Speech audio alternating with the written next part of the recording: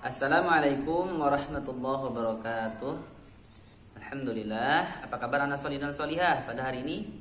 Alhamdulillah, luar biasa, Allahu Akbar. Alhamdulillah, pada hari ini kita bisa berkumpul kembali secara online dalam aktivitas pembelajaran Thaqafah Akidah. Salawat dan salam tak lupa kita sanjung agungkan kepada Nabi kita yang mulia, Nabi Allah Muhammad sallallahu alaihi wasallam. Allahumma shalli ala Sayyidina Muhammad wa ala ali Sayyidina Muhammad. Baik, langsung saja kita awali pembelajaran kita pada hari ini dengan membaca doa. A'udzu billahi minasy syaithanir rajim. Bismillahirrahmanirrahim. Allahumma anfa'na bima 'allamtana wa 'allimna ما ينفعنا وزدنا علما نافعا رب زدنا علما وارزقنا فهما برحمتك يا أرحم الراحمين. Berikutnya adalah membacakan dalil mata pelajaran Thaqafah Aqidah. Qala Allah Ta'ala, Inna ad-dina indallahil Islam. Artinya sesungguhnya agama yang diridhoi Allah hanyalah agama Islam. Kemudian Al-yawma akmaltu lakum dinakum wa atmamtu alaikum ni'mati wa raditu lakumul Islam dina. Artinya pada hari ini telah aku sempurnakan untukmu agamamu dan telah aku cukupkan bagimu nikmatku dan telah aku ridhai Islam sebagai agama bagimu. Quran surat Al-Maidah ayat 3. Baik, anak solih dan solihah, pada kesempatan hari ini kita akan melanjutkan pembahasan yang kemarin yang berkenaan dengan pemahaman tentang qada dan qadar. Sebagaimana yang telah Ustaz uraikan dari penjelasan sebelumnya, bahwa yang berkaitan dengan qada dan qadar adalah perkara yang baru yang dibahas oleh para mutakallimin atau ahli kalam.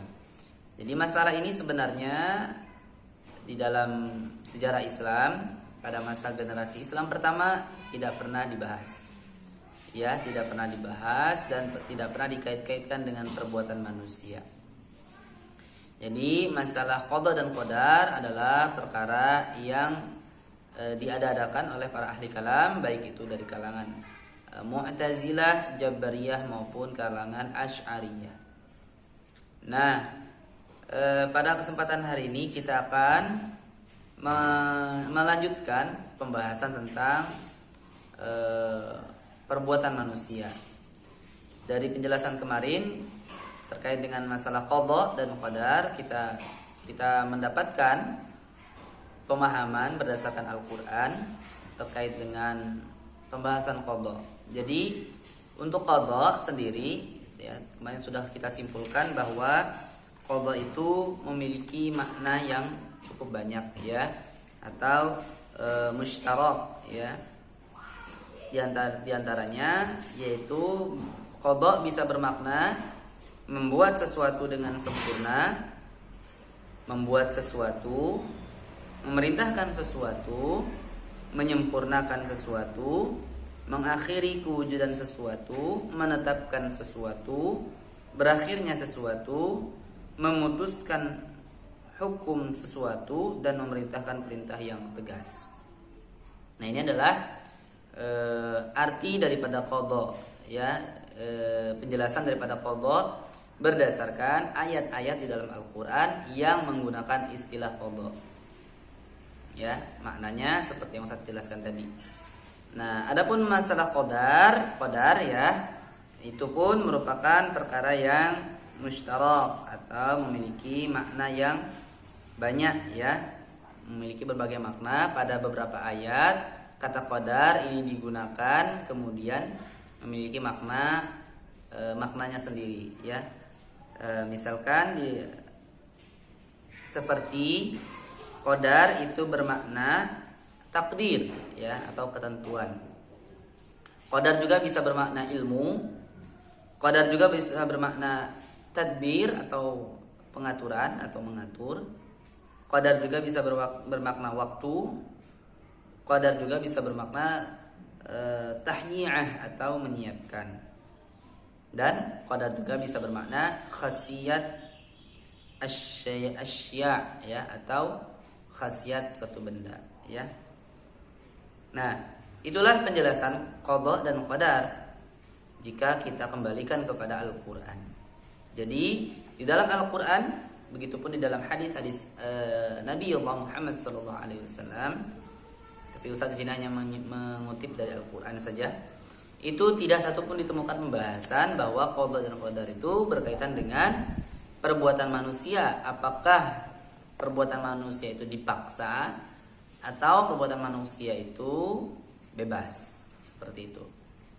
Nah, kalau kita mau membahas perbuatan manusia ya, yang berkenaan dengan perbuatan manusia, maka sesungguhnya ini bisa kita kaji secara akliyah ya.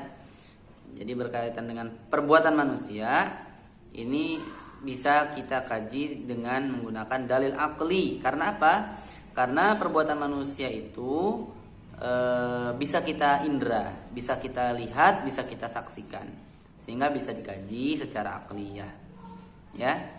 Nah, poin-poinnya pada perbuatan manusia itu, yang pertama, bahwa perbuatan manusia itu ada yang dikuasai oleh manusia dan ada yang menguasai manusia. Ya, jadi ada dua. Jadi yang berkaitan dengan perbuatan manusia itu ada dua kondisi, yaitu perbuatan yang dikuasai oleh manusia dan perbuatan yang dikuasai oleh dan perbuatan yang menguasai manusia.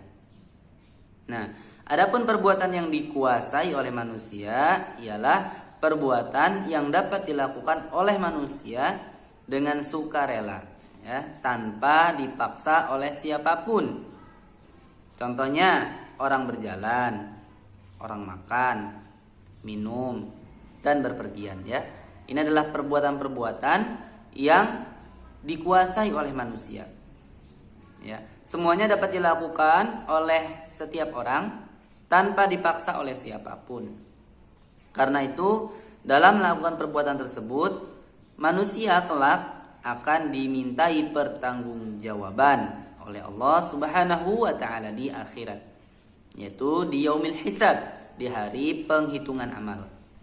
Nah, seperti itu ya. Termasuk ketika kita melakukan perbuatan, apakah perbuatan taat atau perbuatan maksiat, itu pun adalah perbuatan yang kita tidak dipaksa oleh Allah. Ya, yang mana kelak itu nanti akan dimintai pertanggungjawaban. Seperti itu ya. Jadi ada perbuatan yang kita kuasai, maka perbuatan itulah yang nanti akan dihisab. Nah, kemudian perbuatan yang berikutnya adalah perbuatan yang menguasai manusia, yaitu perbuatan yang dilakukan di luar kemampuan manusia, di luar kendali daripada manusia, baik yang lahir ya daripada manusia ataupun yang menimpanya ya, baik yang dilakukan oleh manusia sendiri, baik yang kita lakukan sendiri maupun yang menimpa kita, yang menimpa manusia. Dalam melakukan perbuatan tersebut ada kalanya manusia terikat dengan hukum alam ya, seperti misalkan jatuh dari atas ke bawah secara tidak sengaja. Nah, ini perbuatan atau kejadian yang tidak diduga oleh manusia, di luar kendali manusia. Dan termasuklah wujud rupa manusia, wajah, mata, hidung ya. Ini pun adalah sesuatu yang menimpa manusia. Bentuk tubuh, warna kulit dan sebagainya ya. Nah, maka ini semua adalah keadaan, kejadian ataupun perbuatan yang menguasai manusia. Manusia tidak punya pilihan ya. Juga ada kalanya tidak terikat dengan hukum alam, sunatullah, seperti misalkan pesawat atau kereta api tiba-tiba menjadi mogok ya. Nah, kalau pesawat mogok itu berarti ya jatuh ya. Kalau kereta mogok masih bisa berhenti, tapi kalau pesawat mogok jatuh. Kemudian kecelakaan lalu lintas ya, atau contohnya seperti kita misalkan nembak burung tapi malah kena tetangga ya. Nah, itu juga termasuk perbuatan yang di luar kemampuan manusia, di luar kendali manusia. Nah, untuk perbuatan yang dikuasai manusia sebagaimana yang Ustaz jelaskan tadi, ini maka akan dimintai pertanggungjawaban, akan dihisab oleh Allah Subhanahu wa taala. Ya, tetapi untuk perbuatan yang menguasai manusia maka itu tidak akan dimintai pertanggungjawaban di akhirat kelak. Ya. Kalau memang itu di luar kendali daripada manusia. Manusia tidak punya pilihan. Misalkan kulit kita putih, kulit kita hitam, itu tidak dihisab, ya, tidak akan dihisab oleh Allah Subhanahu wa taala. Ya. Atau kita misalkan kehujanan, ya, itu pun tidak dihisab ya oleh Allah Subhanahu wa taala dan sebagainya, ya, hal-hal yang tidak bisa kita kendalikan. Ya. Nah, jadi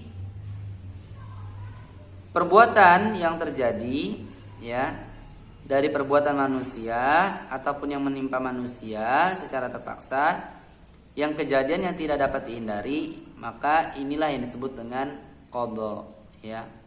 Jadi perbuatan yang menguasai manusia itu adalah qadha. Seperti itu. Bagian daripada qadha ya. Sebagaimana yang ditetapkan oleh Allah Subhanahu wa taala bahwa Allah lah satu-satunya zat yang maha kuasa menetapkan sesuatu. Ya, jadi ada korelasinya dengan qadha berdasarkan penjelasan bahwa Allah Subhanahu wa taala itu adalah Tuhan yang maha menetapkan. Maka ketika terjadi sesuatu di luar keinginan kita, di luar tujuan kita, maka itu adalah qadha. Misalkan kita mau sekolah tetapi kemudian di jalan hujan, akhirnya kita menghabiskan waktu yang lumayan lama di jalan. Ya. Nah, hujan kemudian waktu yang lumayan lama di jalan yang kita gunakan untuk berteduh atau untuk membuka jok, mengambil jas hujan dan sebagainya. Nah, itu adalah qadha. Ya. Di luar prediksi manusia, di luar kendali daripada manusia. Nah, artinya setiap kejadian-kejadian yang bukan berdasarkan pilihan manusia, bukan berdasarkan tindakan manusia dalam artian kehendak manusia, maka sesuatu itu kemudian memaksa manusia. Nah, itulah yang disebut dengan qadha ya, menimpa manusia. Nah, untuk keadaan-keadaan seperti ini maka manusia tidak dimintai pertanggungjawaban ya.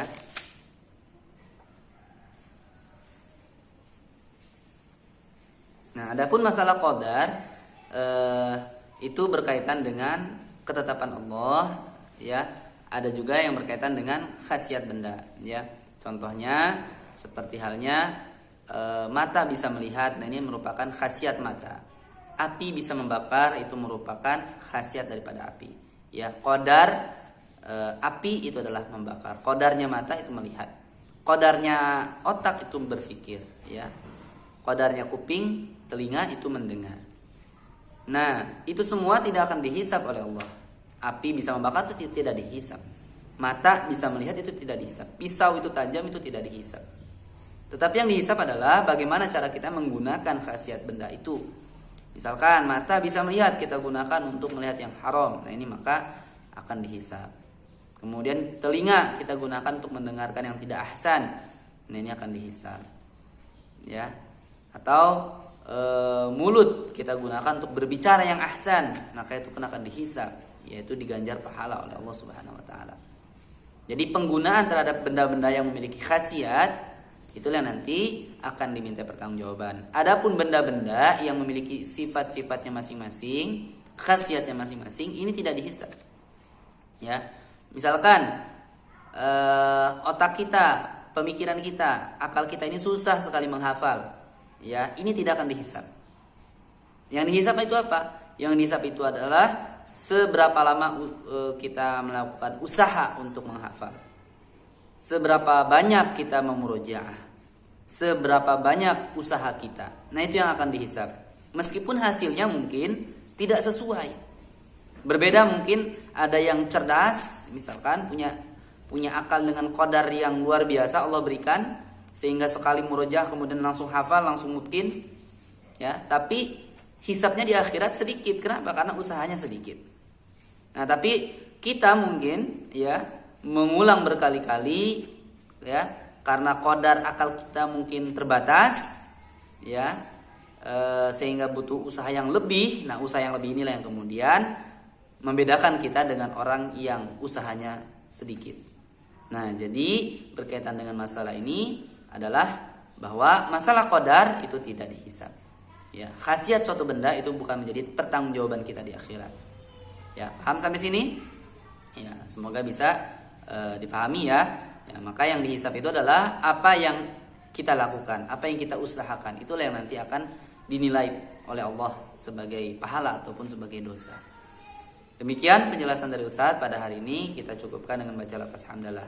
Alhamdulillahirabbil alamin. Astaghfirullahaladzim. Subhanakallahumma wa bihamdika asyhadu an la ilaha illa anta astaghfiruka wa atubu ilaik. Assalamualaikum warahmatullahi wabarakatuh.